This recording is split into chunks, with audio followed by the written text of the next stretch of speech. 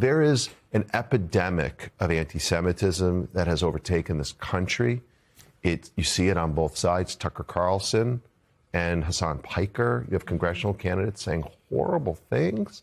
Hate is a disease that will ultimately kill all of us. That's why we speak out, and that's why we're trying to push for change.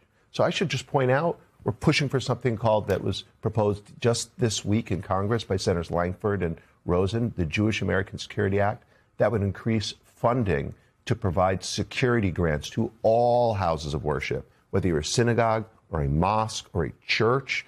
No one should be able to assail the people inside. And Congressman Moskowitz was on our show earlier this week. Right. And he released a series of truly hateful messages, voicemails that he received, very anti-Semitic and disgusting. It does seem like, violent acts are, of course, the extreme of this, but there also seems to be almost a permission structure in place where people feel like they can say things now, whether it's online or in this case in voicemails, that even 10, 15, 20, 30 years ago, they wouldn't have. Why is that? Well, I think social media has coarsened the conversation and numbed us, right? People feel like they can say or do anything.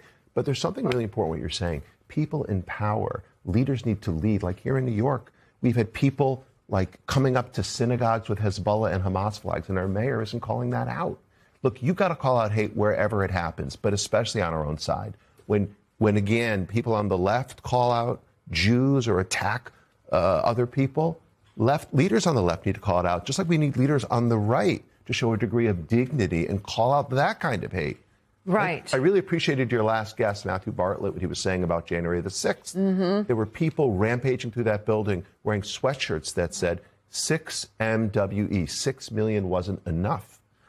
Who can say that these people were heroes or patriots? So all of us need to call out hate, and we don't get to pick and choose Nazi symbols, Hamas symbols. Hate is hate, and it needs to be condemned.